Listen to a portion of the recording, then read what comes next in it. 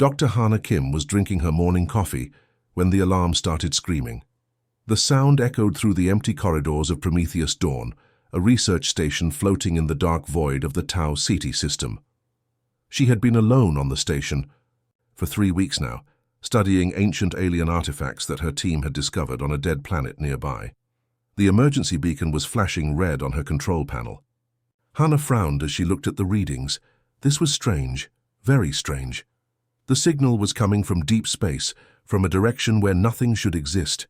She pulled up the star charts and cross-referenced the coordinates. Her heart stopped. The signal was coming from the Erebus.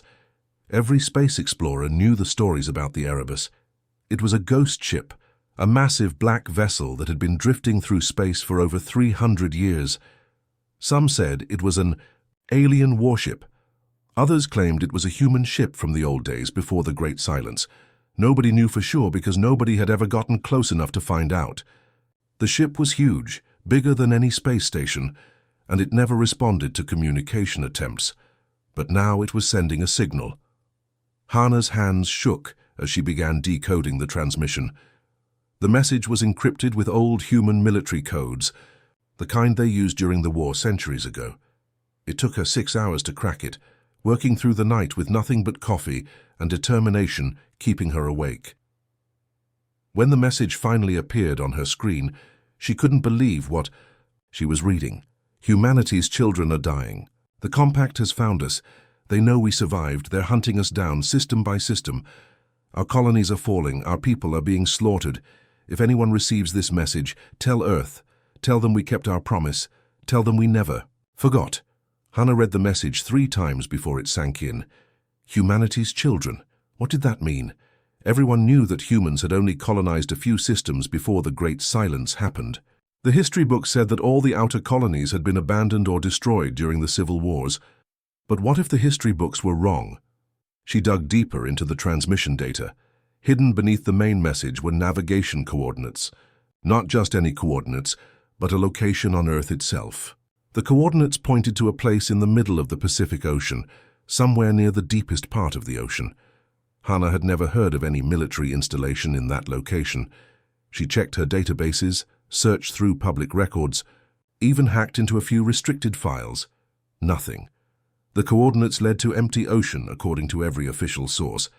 But the Erebus was telling her otherwise. The ghost ship was pointing her towards something called Project Lazarus. The name sent chills down her spine. In ancient mythology, Lazarus was the man who came back from the dead. What kind of project would carry that name? As she prepared to send her findings to Earth Command, Hana noticed something else on her sensors. The Erebus wasn't just sending messages anymore. After 3 centuries of silence, the massive ship was moving. It had changed course and was now heading toward the inner systems. Something was waking up out there in the darkness, and it was coming. Home. Admiral J. Park was having a quiet dinner with his family when the emergency call came through. His secure communication device buzzed 3 times, then went silent. 3 buzzes meant only one thing: a code black situation, the kind of emergency that could end civilization.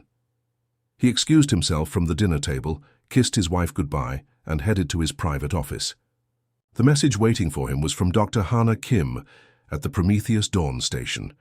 As he read through her report about the Erebus transmission, his face went pale. The words Project Lazarus made his hands tremble.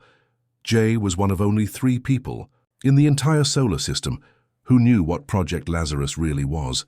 His father had told him about it on his deathbed, passing down a secret that had been kept for over 3 centuries, a secret so dangerous that it could never be written down, never be stored in any computer, never be shared with anyone except the chosen few.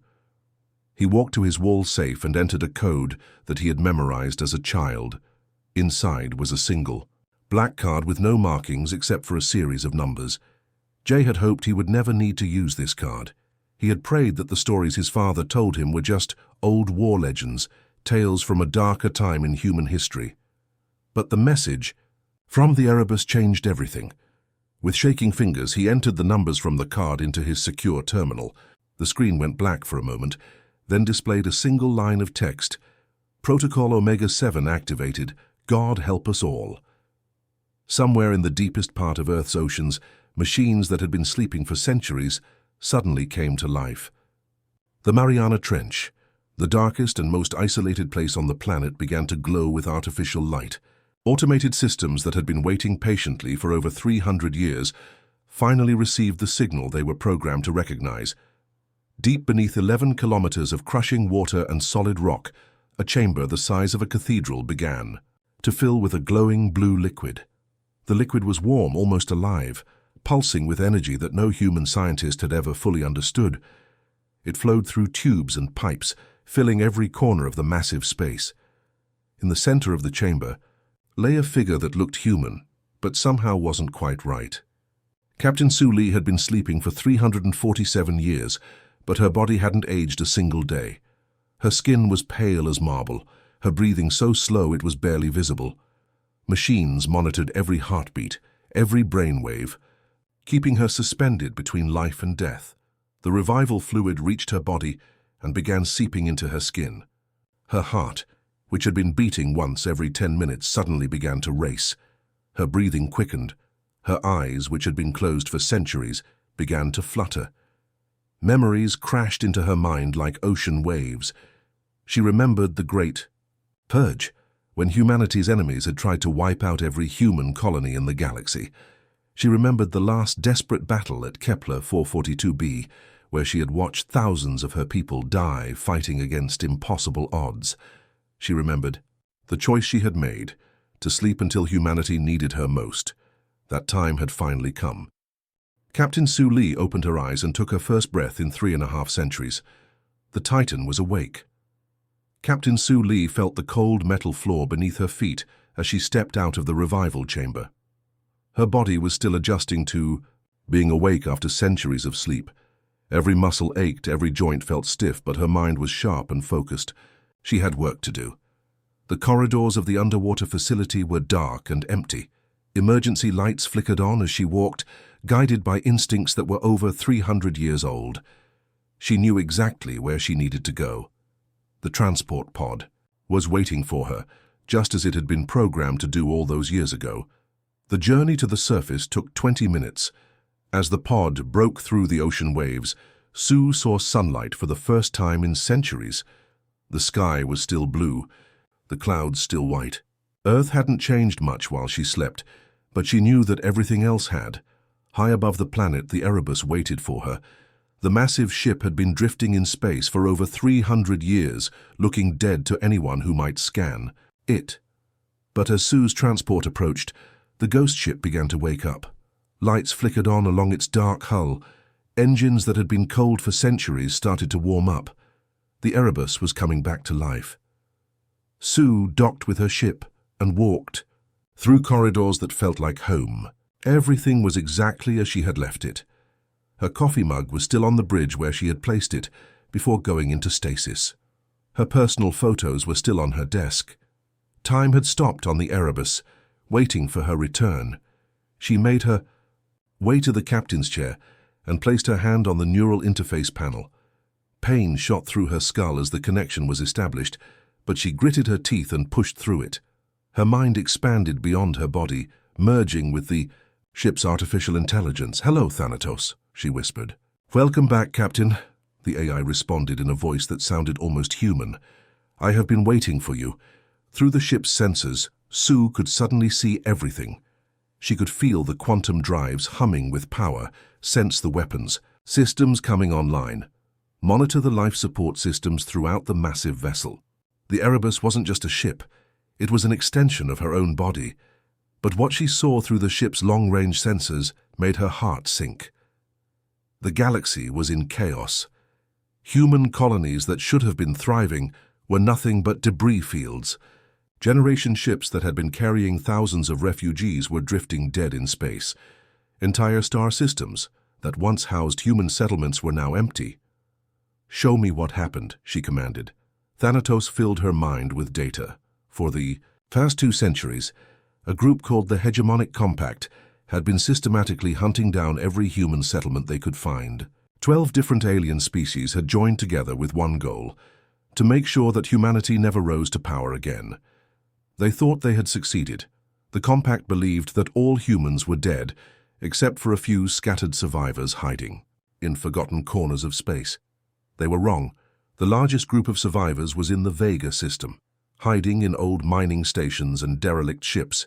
According to Thanatos' calculations, they had maybe weeks before the compact found them. Su Li smiled grimly as she plotted a course for Vega. The aliens thought humanity was extinct. They were about to learn how wrong they were. The Erebus turned toward the stars, its engines blazing with light that hadn't been seen for centuries. The ghost ship was hunting again. Commander Vorthak stood on the bridge of his flagship, staring at the pathetic collection of human ships huddled together. In the asteroid field, 3 cargo vessels, 2 mining ships and what looked like an old passenger liner. These were the last humans in the Vega system, maybe the last humans anywhere. His species, the Kithara, had long memories. Their history books told stories of the human scourge, a time when these hairless apes had spread across the galaxy like a plague. Human fleets had conquered system after system, enslaving entire worlds and forcing alien species to bow before their military might. Then, suddenly, they had vanished. 300 years ago, every human colony had gone silent. Their great fleets had disappeared. Their mighty space stations had been abandoned. The galaxy had celebrated, thinking the nightmare was finally over. But some humans had survived, hiding in the dark corners of space like cockroaches. For 2 centuries, the hegemonic compact had been hunting them down, one group at a time. Today would mark the end of that hunt. "Sir," his communications officer called out, "the humans are trying to send us a message." Vorthak laughed, a sound like grinding metal. "Let me hear what they have to say." A human voice crackled through the speakers, speaking in broken galactic standard. It was a woman, probably their leader. "Please, we have children aboard these ships, families. We're not soldiers. We just want to live in peace." The Kithara commander's eyes glowed with ancient hatred. "Your ancestors said the same thing when they conquered my homeworld. They promised peace, then enslaved my people for 3 generations. That was centuries ago," the human woman pleaded. "We had nothing to do with those wars. Most of us were born on these ships. We've never even seen Earth." "The sins of your species cannot be forgiven," Vorthak replied coldly. "Today the human scourge ends forever." He was about to give the order to fire when his tactical officer suddenly shouted, "Commander, unknown contact approaching at near light speed." Vorthak spun around to look at the display screen. Something massive was heading straight for them, moving faster than anything should be able to move. The signature was enormous, bigger than his entire fleet combined. "Impossible," he whispered. "Nothing that large could travel at those speeds." The contact was decelerating now, dropping out of whatever impossible drive system it was using. Reality seemed to ripple and bend as space itself twisted around the approaching vessel. Then, with a flash of blinding light, it appeared. The Erebus, Vorthak's. Blood ran cold as he stared at the massive black ship that had materialized between his fleet and the human refugees. Every Kithara child grew up hearing whispers about ships like this. The legends spoke of human vessels so advanced, so powerful, that they could destroy entire fleets single-handedly. But those were just stories, weren't they? "Sir," his weapons officer stammered, "I'm reading impossible energy signatures from that ship. Its weapons systems are unlike anything in our databases." The human refugees had gone silent, staring at their unexpected savior. Even they seemed shocked by the appearance of the mysterious vessel. Vorthak tried to maintain his composure, but his hands were shaking. In all his years of hunting humans, he had never encountered anything like this. The ship was beautiful and terrifying at the same time, its black hull seeming to absorb light rather than reflect it. "This changes nothing," he announced to his crew, though his voice lacked its earlier confidence. "It's just one ship against our entire fleet." But deep in his heart, Vorthak knew that everything had changed. The human scourge hadn't died out after all. It had been sleeping, waiting for the right moment to return. That moment had finally come. Captain Su Li sat in her command chair, watching the alien fleet through the Erebus's sensors. 57 warships surrounded the helpless human refugees, their weapons charged and ready to fire. She had arrived just in time, "Open a channel to the compact fleet," she commanded. The bridge fell silent as the communication link was established. When she spoke, her voice carried the weight of 3 centuries and the authority of someone who had never lost a battle. "This is Captain Sue Lee of the human vessel Erebus. You have 30 seconds to withdraw from this system and leave these people alone." The response came quickly, filled with arrogance and hatred. "I am Commander Vorthak of the 7th Fleet. You are outnumbered 57 to 1, human. Surrender now and your death will be quick." Sue almost smiled. "I'm giving you one chance to leave peacefully. This is more mercy than your people showed to our colonies." "The human scourge will end today," Vorthak roared back. "All ships, open, fire." 57 alien warships unleashed their weapons at once. Plasma cannons, particle beams, and fusion torpedoes all streaked toward the Erebus. The space around the black ship lit up like a fireworks display. The weapons hit their target and exploded harmlessly against the Erebus's shields. Not even a scratch appeared on the dark hull. "My turn," Sue whispered. She placed both hands on her neural interface and felt the ship's weapon systems respond to her thoughts. The Erebus had been built with technology that the galaxy had forgotten, weapons that defied everything the aliens thought they knew about physics. The first weapon to activate was the gravitational disruptor. Invisible waves of twisted space-time reached out from the Erebus toward the nearest compact ships. The alien vessels began to stretch and bend as gravity itself turned against them. Metal hulls that had been forged to withstand the vacuum of space crumpled like paper bags. 6 ships were crushed into tiny balls of scrap metal in the first 3 seconds. Next came the quantum torpedoes. These weren't ordinary missiles that could be shot down or blocked by shields. They existed in a state between dimensions, phasing in and out of reality as they traveled toward their targets. The compact ship's defensive systems couldn't even detect them until it was too late. The torpedoes materialized inside the alien vessels and detonated, tearing the ships apart from within. 12 more warships vanished in brilliant flashes of light. Commander Vorthak watched in horror as his fleet was systematically destroyed. His weapons officers were screaming reports that made no sense. "Sir, our shields aren't stopping anything. Their weapons are bypassing our defenses completely." The Erebus moved through space like a predator stalking its prey. Particle cannons that could slice through asteroids fired in perfect coordination, each shot precisely targeting the weak points in alien ship designs. Energy beams that existed, in spectrums the compact had never seen before, cut through armor plating like it was made of cloth. Sue felt no joy in the destruction, only cold determination. These aliens had spent 2 centuries hunting down innocent families, killing children, and wiping out entire communities. They had shown no mercy to humanity's survivors. Now they would learn what true power looked like. 17 minutes after the battle began, it was over. 56 compact warships had been reduced to floating debris. Only Vorthak's flagship remained intact, its engines damaged, its weapons offline. "Commander Vorthak," Sue's voice cut through the silence. "You wanted to see the end of the human scourge. Instead, you've witnessed its return. Go back to your leaders. Tell them what you've seen here today. Tell them that humanity is no longer hiding." The alien commander's response was barely a whisper. What are you?" "We are the storm that's been gathering for 300 years," Sue replied. "And now the storm has arrived." Commander Vorthak's damaged flagship limped back to compact space 3 days after the massacre. His crew was silent during the entire journey, still in shock from what they had witnessed. The mighty 7th Fleet, reduced to scrap metal in 17 minutes by a single human ship.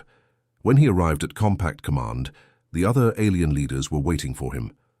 Representatives from 12 different species sat around a massive, holographic table, their faces showing mixtures of curiosity and impatience. "Well," demanded General Krex of the Zephyrian Empire, "where is the rest of your fleet? Did you eliminate the last human nest?" Vorthak couldn't speak for a moment. His hands were still shaking.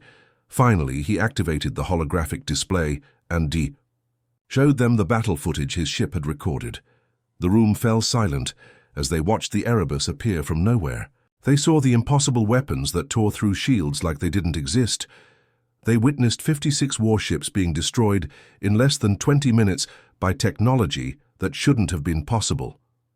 This is fake, whispered Ambassador Thilla of the Nexus Confederation. Humans don't have ships like this. They're primitives. We hunted them to near extinction. It's real, Vorthak said quietly. I was there.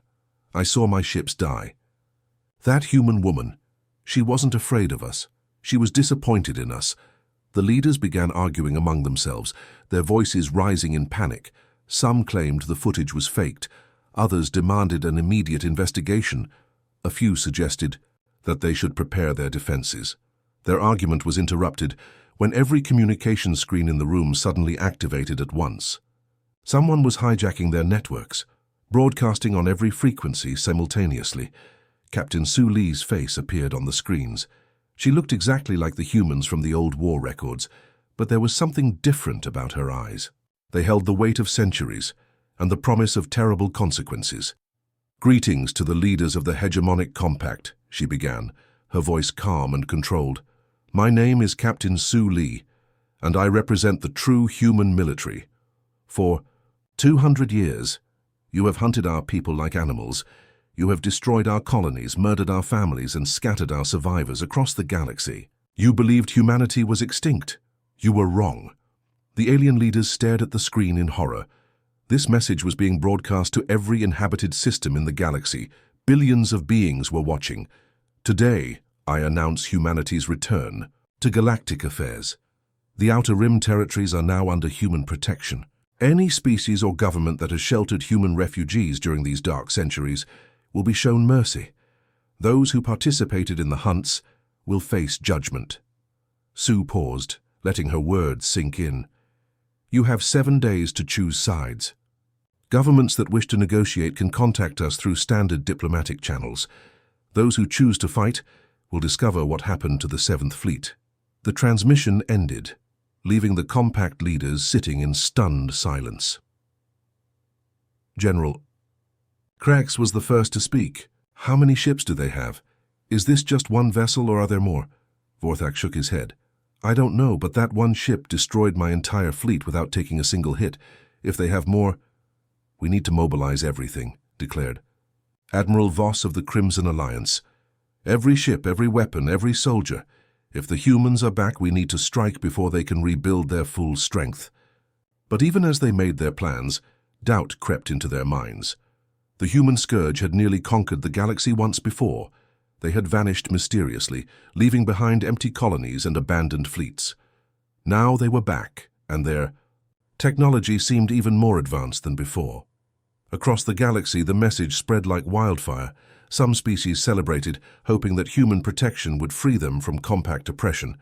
Others panicked, remembering the old stories of human conquest. The 7-day countdown had begun, and everyone was choosing sides. The galaxy would never be the same again. The emergency council meeting at Compact Command lasted for 18 hours. 12 species, each bringing their most powerful fleets, had agreed on one thing. Humanity had to be destroyed before they could regain their full strength. Admiral Voss slammed his fist on the holographic table. We cannot let them rebuild their empire. The human scourge nearly enslaved the entire galaxy once before. This time we finish what we started 2 centuries ago. General Krex nodded in agreement. My intelligence officers have traced their transmission source. It came from the Sol system, their homeworld. If we destroy Earth, we cut off the head of the snake. The other leaders murmured their approval. Within hours, the largest military fleet in galactic history began forming, over 10,000. Warships from 12 different species started their journey toward the Sol system. Kithara dreadnoughts, Zephyrian battlecruisers, Nexus destroyers, and hundreds of other vessel types, all united with a single purpose. Captain Su Li was in the Outer Rim territories, helping evacuate human refugees from a hidden mining station, when Thanatos intercepted the compact communications. Captain, the AI announced, I have urgent news. The compact is mobilizing their entire military force. Sue paused in her conversation with the refugee leaders and listened as Thanatos played the intercepted messages. Her face grew pale as she realized what the aliens were planning. "They're going to attack Earth," she whispered. "Affirmative. My calculations show over 10,000 warships converging on the Sol system. They plan to destroy humanity's homeworld to prevent our return to power." Sue felt her heart breaking. Around her, thousands of human refugees were finally safe for the first time in decades. There were families with children who had never seen a planet's surface, elderly people who remembered Earth from their youth, and young adults who had only heard stories about humanity's birth world. But Earth itself was defenseless. The planet had been peaceful for centuries with only basic defense systems. 10,000 warships would turn humanity's cradle into a burning wasteland. "How long do we have?" she asked. "Based on their current speed, the compact fleet will reach Earth in 6 days. Even at maximum quantum drive, the Erebus cannot reach Sol system in time to make a difference against those numbers." Sue closed her eyes and made the hardest decision of her life. She would have to abandon the refugees she had spent weeks rescuing. Earth needed her more, but as she prepared to give the order to leave, Thanatos spoke again. "Captain, I am receiving multiple quantum signatures approaching our position. They appear to be familiar." On the Erebus's main screen, points of light began appearing in space around them. One by one, massive ships dropped out of quantum drive and took positions near the black vessel. Sue's breath caught in her throat as she recognized the ships. The Nemesis with its blood-red hull, the Ragnarok covered in weapon ports, the Apocalypse sleek and deadly as a knife. Ship after ship appeared until 13 massive vessels floated in formation. "Project Lazarus," she whispered. Each ship was a Titan-class vessel, crewed by enhanced humans who had chosen to sleep until humanity's darkest hour. For 3 centuries, they had waited in hidden locations throughout the galaxy, their crews in stasis, their AI systems monitoring for the activation signal. Captain Min Cho's face appeared on the communication screen from the Nemesis. "Hello? So, it's been a long time." Captain Wu Jin followed from the Ragnarok. "We got your wake-up call. Sounds like the Compact wants to finish what they started." One by one, the other Titan captains checked in. 13 ships, 13 captains, 13 crews of the most dangerous humans who had ever lived. They had all chosen to sleep through centuries of peace, knowing that someday humanity would need them again. "Earth?" Sue asked simply. "Earth," Min confirmed. "Time to go home." The refugee evacuation would have to continue without her. Other human ships could handle that task. The Titans had a more important job to do. They had to save humanity's birth world and show the galaxy what happened when you threatened the cradle of the human race. The compact armada dropped out of hyperspace at the edge of the Sol system like a swarm of angry hornets. 10,047 warships spread across space in perfect formation, their weapons already charging for the attack on Earth. Admiral Voss stood on the bridge of his flagship, staring at the blue marble hanging in the darkness ahead. "Such a small planet to cause so much trouble," he muttered. "Today we end the human threat forever." His sensor officer suddenly looked up from his station, confusion written across his alien features. "Sir, I'm detecting quantum signatures, approaching from multiple directions." Before Voss could respond, space itself seemed to tear open around Earth. 13 massive shapes emerged from quantum space, each one appearing with a flash of twisted light that hurt to look at directly. Erebus took position directly between the compact fleet and Earth, its black hull gleaming like polished obsidian. Around it, 12 other vessels formed a protective barrier around humanity's homeworld. Captain Su Li opened a communication channel to all 13 ships. "Titans, report status. Nemesis online and ready," came Captain Min Cho's voice. Her ship was painted blood red, its hull bristling with weapons that seemed to move on their own. "Ragnarok standing by," reported Captain Wu Jin. His vessel looked like it had been forged in the heart of a star, all flowing curves and deadly beauty. "Apocalypse ready for engagement," announced Captain Bo Kim. Her ship was the sleekest of them all, built for speed and precision strikes. One by one, the other Titan captains checked in. Armageddon, Judgment, Retribution, Vengeance. Each ship bore a name that spoke of humanity's capacity for total war, each one crewed by humans who had volunteered to sleep for centuries just for this moment. Admiral Voss stared at the 13 ships with growing unease. Even together, they were vastly outnumbered. His fleet had nearly 1,000 ships for every human vessel. 13 ships against 10,000, he announced to his crew. The humans have made their last mistake. But as he gave the order to attack, something else began happening around Earth. The planet's surface started to glow with points of light that hadn't been seen for 300 years.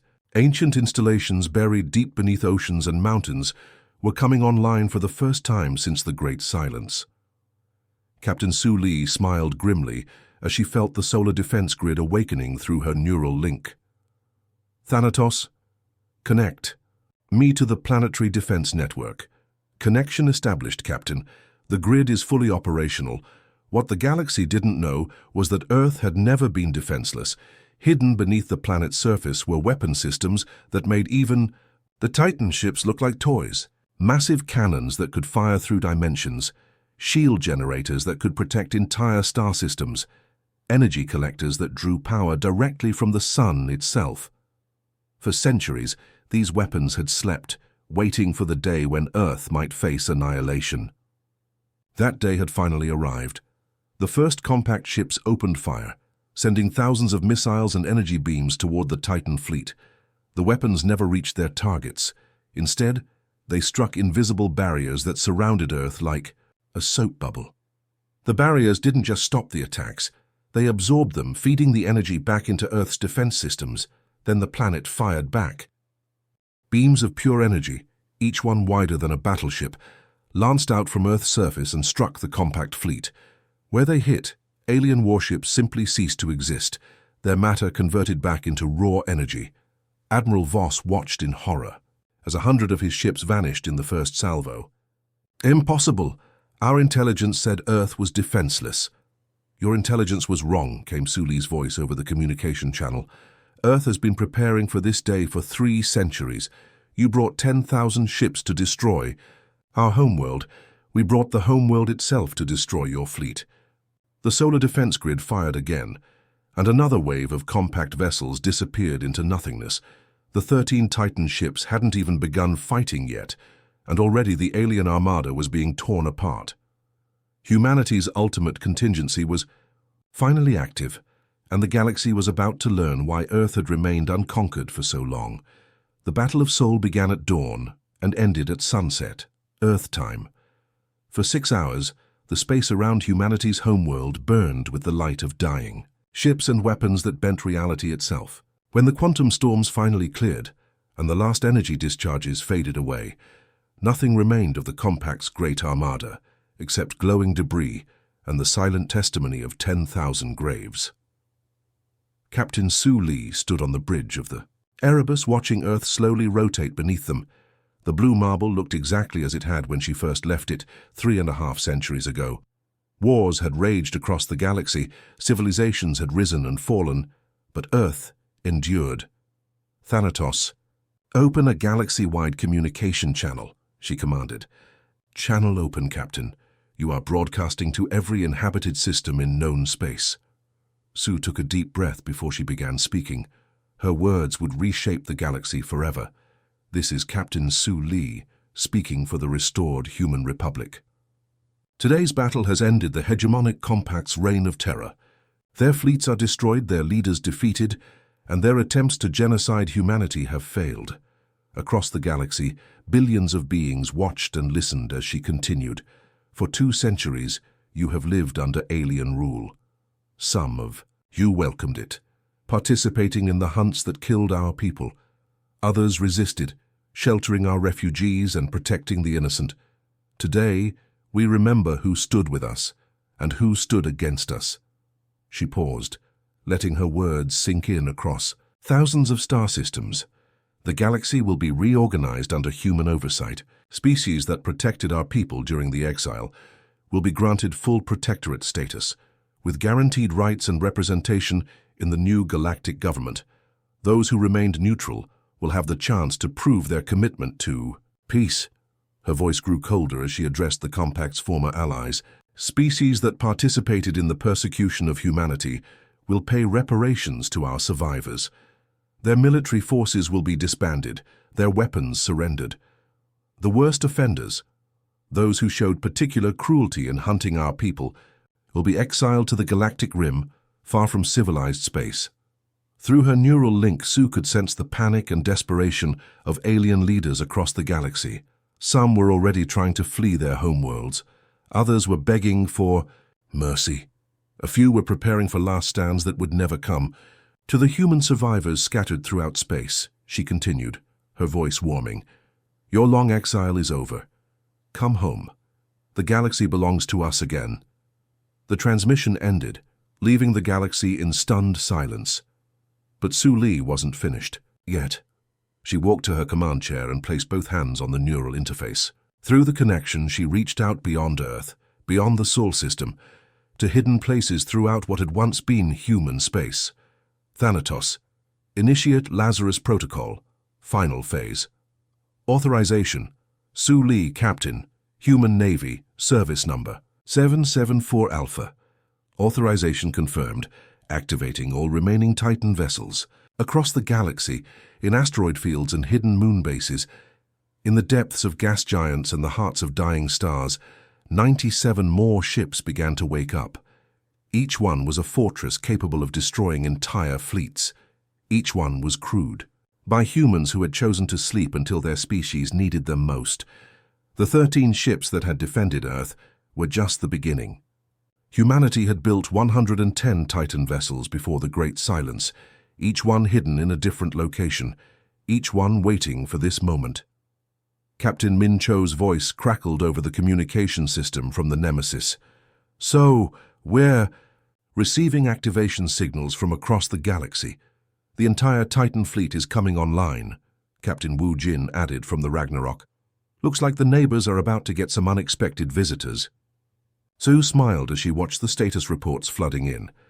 Within hours, every major alien homeworld would have a Titan ship in orbit, ensuring compliance with humanity's new galactic order. The aliens had thought humanity's disappearance was their greatest victory. They were wrong. Humanity's true strength had never been their absence from the galaxy. It had been their patience. For 3 centuries, they had waited, planned, and prepared for this moment. Now the waiting was over, and the galaxy belonged to humanity once again. The age of the human republic had begun.